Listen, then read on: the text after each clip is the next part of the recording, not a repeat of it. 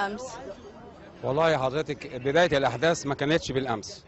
بداية الأحداث كانت أول أمس ليلا، وكان المخطط من جماعة 6 أبريل وآخرين التقدم من ميدان التحرير وصولا لمقر المجلس العسكري، وكان عندهم هدف وغرض يتمثل في إحراج المجلس العسكري وإحراج القوات المسلحة المصرية من خلال محاولة التعدي على مقر المجلس العسكري بشكل يستفز الجيش المصري فيضطر للرد، فيروج في العالم كله ان الجيش المصري بيعتدي على متظاهرين. وكانت خطتهم اللي اعلنوها على الفيسبوك واحنا بنتابعه ان هم اسقطوا الشرطه المصريه يوم عيدها في 25 يناير، وبيهدفوا الى اسقاط الجيش المصري في عيده في 23 يوليو. وانا هنا عندي حزمه من التحفظات عايز اقولها على مرأى ومن الناس. نمره واحد، الجيش المصري هو شرف الامه المصريه وهو عظمه الامه المصريه، وهو اللي احتوى ثورة 25 يناير وحافظ عليها. ومن غير عظمة واحتواء الجيش المصري ثورة 25 يناير، ومش دي مش معايرة ولا حاجة، ده اعتراف بالحق، كان من الممكن ان هذه الثورة تلاقي ما لقته الثورة في ليبيا والثورة في سوريا والثورة في اليمن، واحنا شايفين الدم اللي شغال لحد دلوقتي. ده نمرة واحد. نمرة اتنين، اللي حصل امبارح ان هم كانوا جايين 6 ابريل واخرين على هدف ان يسقروا من حي العباسيه اللي منعهم من الوصول للمجلس العسكري اول امبارح. فكانت الخطه امبارح مش بس وصولهم للمجلس العسكري، ده كان غرضهم غرض انتقامي من حي العباسيه. الانتقامات اللي حدثت بالامس، طبعا انت صورت شفتي معارض السيارات بتاعتنا اللي اتكسرت، العربيات بتاعتنا اللي كلها اللي متكسره ومتولعه، المحلات بتاعتنا اللي اتكسرت، الترويع والارهاب والخوف والصريخ والصوات اللي كانت الناس بتعاني فيه. ما عندكيش فكرة معنى ان يبقى جاي هاجم على حي 15,000 واحد بالجنازير وبالمواسير وبالأسلحة البيضاء وبكل ما يخطر على بالك وما لا يخطر. ولما الكلام يخش بقى في جدية يبقى اسمها سلمية.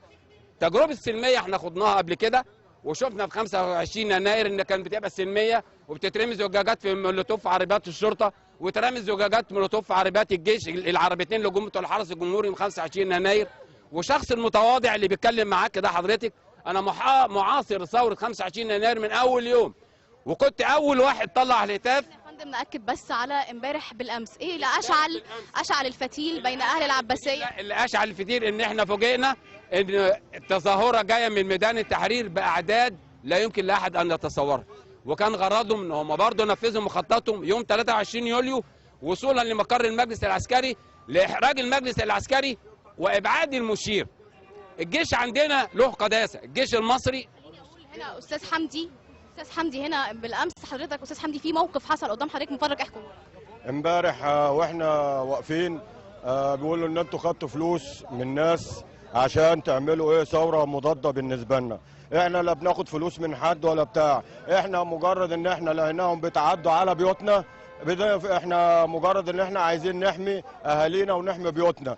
ما ينفعش ان الناس من ديت اصلا هم ما كانوش نازلين ان هم سلميه، هم نازلين اصلا عشان يخربوا مناطق معينه، واخد بالك؟ ثانيا واخد بالك يعني ايه النهارده هم ينزلوا عايزين يولعوا وزاره الدفاع، وزاره الدفاع اصلا لو ولعت البلد مصر كلها خربت. وتاني حاجه احنا بلدنا تعتبر مستهدف، فحرام هم اللي بيعملوه، المفروض هي تتحل ودي وتتحل سلمي، واخده بالك انت والمسؤولين الكبار يحاكموا الناس ديت عشان البلد ترتاح، مش اكتر ولا اقل. امبارح اللي خلى في مشكله تحصل بين اهل العباسيه والمحتجين كان ايه هي الاول؟ ما اتكلم يا شيخ انت امبارح، ما هو ده اللي حصل امبارح. هو سيادتك امبارح الناس دي جايه مش حاطه في دماغها اساسا ان هي حاجه سلميه او الكلام ده، هي حاطين في دماغهم ان يجوا يروحوا على المجلس العسكري يضربوا. فالناس هنا في العباسيه قابلتهم وان هي العمليه سلميه، يعني مفيش اي حاجه. الناس ديت لا في ازاز مولوتوف وفي ضرب بالطوب في المجلس العسكري، والناس اللي هي الجيش اللي كان واقف هنا كان هم اصلا الجيش مش عاوز يخليهم يعدوا عشان ما يروحوش المجلس العسكري يضربوا بالطوب او الكلام ده. فهو الشعب هنا والناس اللي في العباسيه ما شافوهم لقوا في ايدهم ازايز وطوب والكلام ده كله. قعدوا هنا اول حاجه بداوا بيها حدفوا الطوب على ايه؟ على المجلس العسكري، على الناس اللي هي الجيش هنا. تاني حاجه حصلت بقى يحدفوا على الناس اللي في الشوارع، وناس في حريم بقت تصوت وفي ناس كبيره اتعورت. وشباب صغيره اتعورت واطفال اتعورت والناس بقت تصاب، ما بقاش في امان، ما بقاش في